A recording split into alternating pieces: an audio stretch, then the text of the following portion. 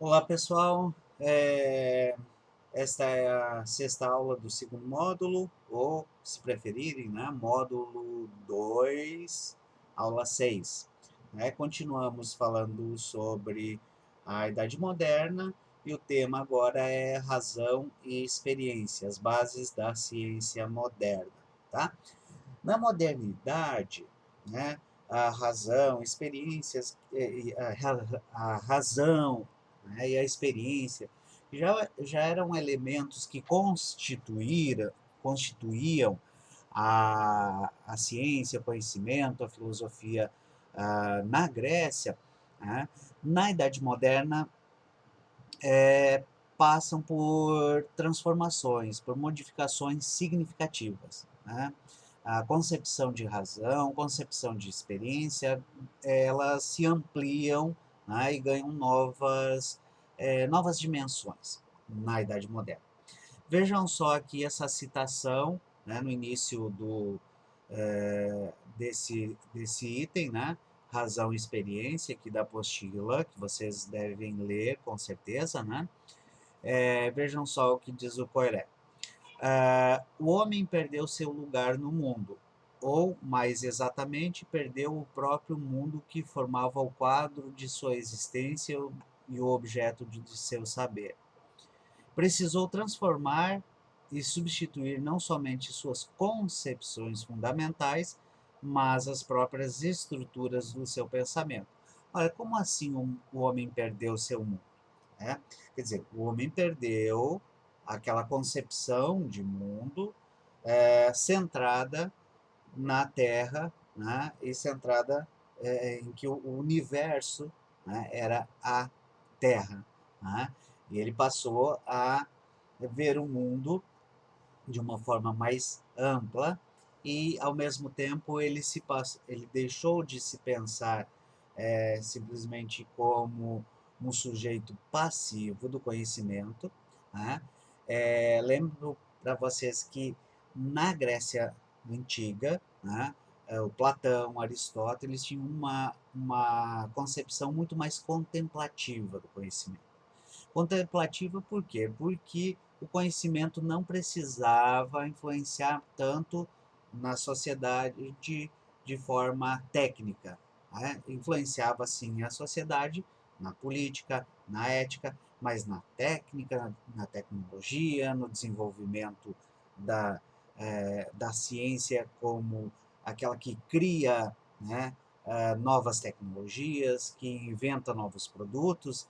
Isso não existia na idade, ah, na antiguidade. Né?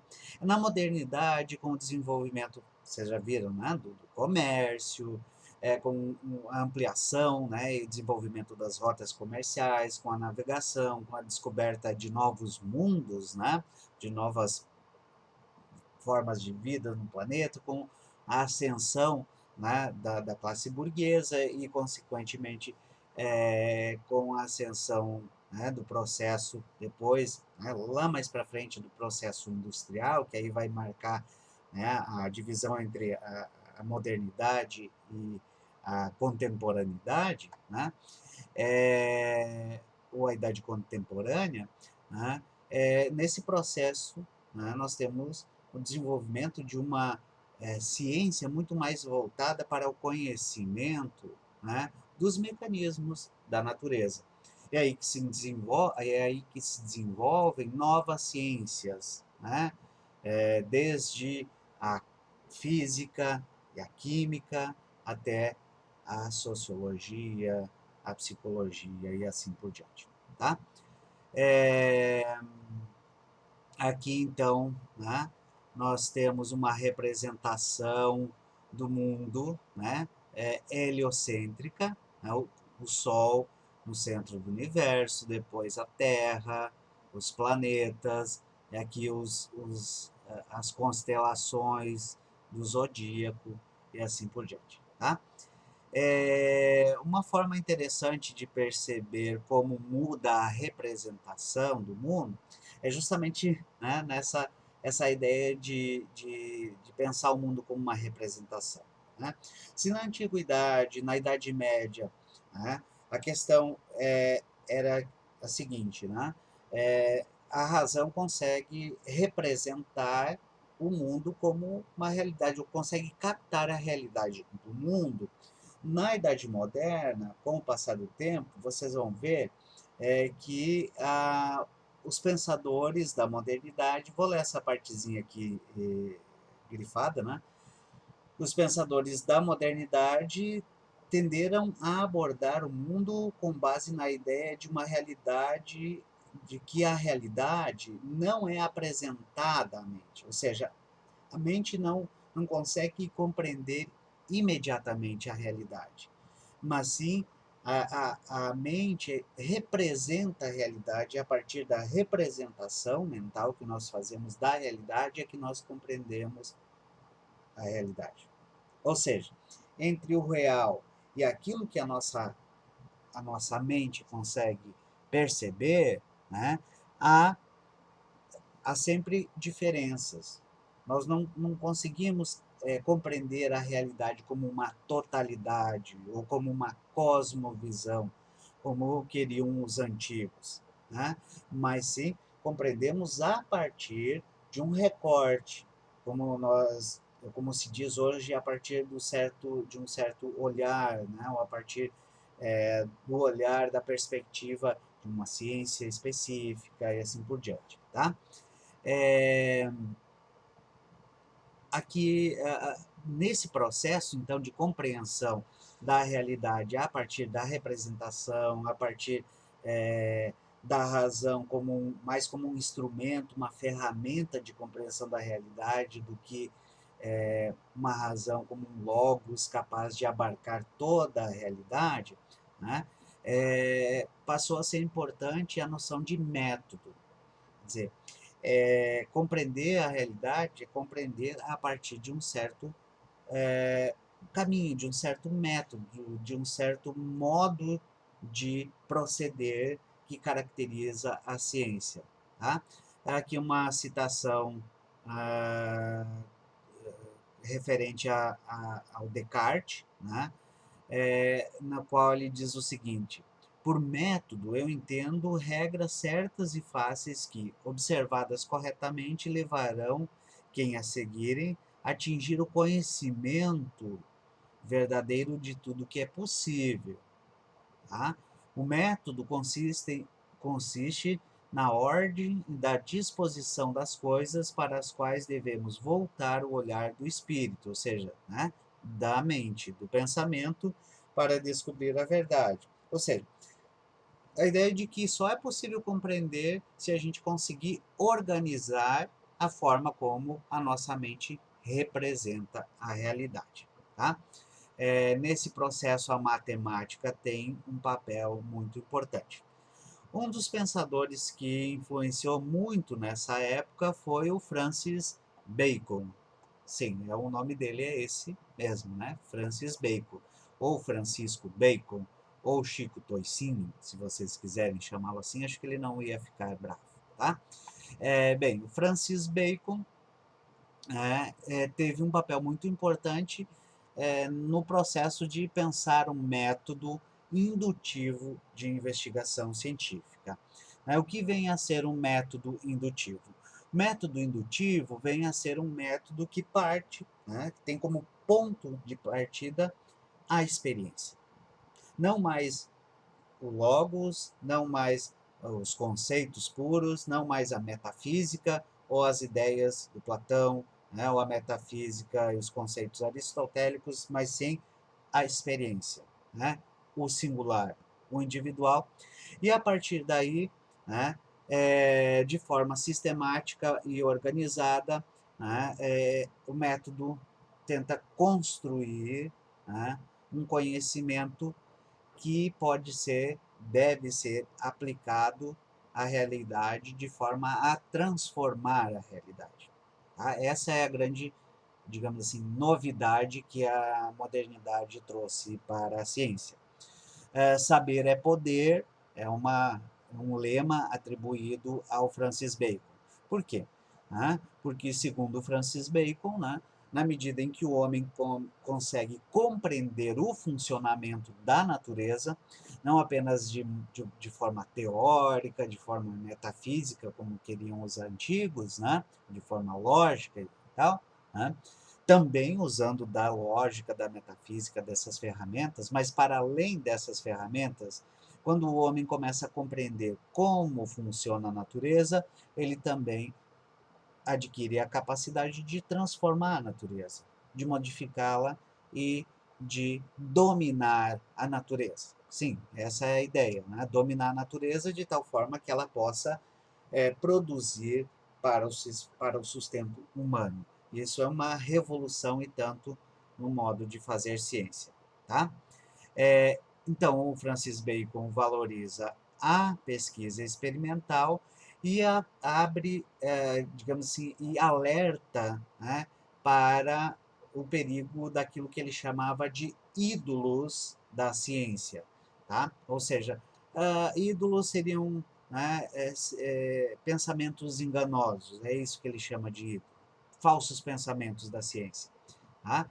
Eles seriam 4 ídolos, né?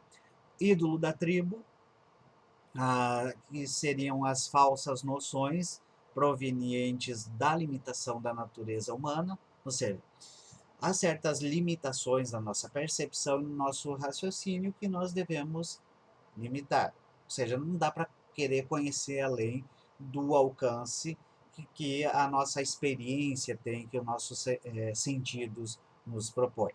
Por isso que, né, ele rompe, de certa forma, com a metafísica. Né? O ídolo da caverna, as falsas noções do ser humano como indivíduo. Né? Lembram do mito da caverna, do Platão? Né? Quer dizer, toda a falsa noção que forma a nossa ideia de ser enquanto de pessoa, enquanto indivíduo, né? Deve ser evitada. Ídolo do mercado ou do foro, né? São as falácias, as falsas ideias que vêm da linguagem, da comunicação, ou seja, das relações humanas. Né? Tudo aquilo que a gente aprende como se fosse verdadeiro, mas é falso, como fake news, por exemplo, né? no mundo de hoje, ele consideraria ídolos do mercado do foro, ou seja, né? Falsos conhecimentos resultantes da comunicação e da linguagem. Tá? Ídolos do teatro, que também está, de certa forma, relacionado a ídolos do foro, que são as falsas noções provenientes de concepções falsas da filosofia, da própria ciência e da cultura. Né? Quer dizer, não é porque a cultura de uma época agir de determinada forma que ela está sempre certa, ela pode estar errada, mesmo sendo culturalmente aceito. Né? É,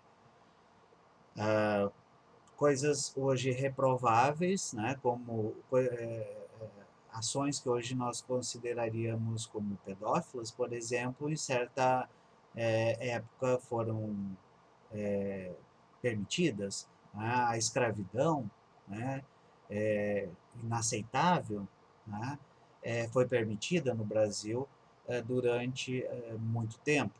Né? Só acabou a não muito mais, acho que não chega a 200 anos, né?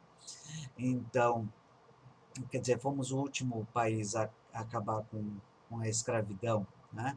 Quer dizer, podemos simplesmente pensar assim, bem, era algo cultural. E, de certa forma, ainda temos um resquício dessa cultura. Né? Mas não é.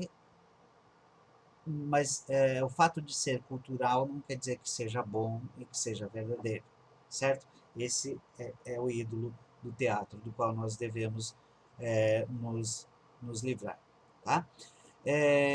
Destaca-se, então, a partir, né, livrando-se desses ídolos, o método indutivo do Francis Bacon, né, que procede da seguinte forma. Né? Primeiro, a partir de uma observação atenta e rigorosa da natureza, né, para coletar informações. Depois, a organização racional dos dados recolhidos empiricamente, ou seja, recolhidos a partir da experiência.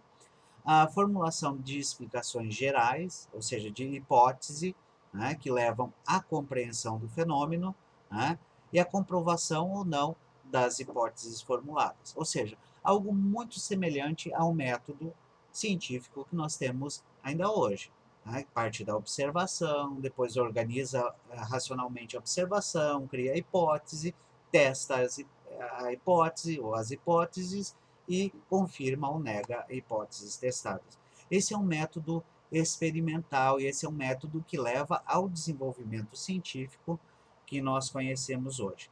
Tá? Outra figura interessante, né, é o Galileu Galilei, que também sofreu, né, na mão da Inquisição e que nos deixou, né, também um método experimental baseado, vejam aqui, né, na observação paciente e minuciosa dos fenômenos naturais, da realização de experimentações para a comprovação de uma tese, ou no caso do, uh, no caso do Francis Bacon seria de uma hipótese, e a valorização da matemática como instrumento, como ferramenta para a organização, sistematização do conhecimento, certo?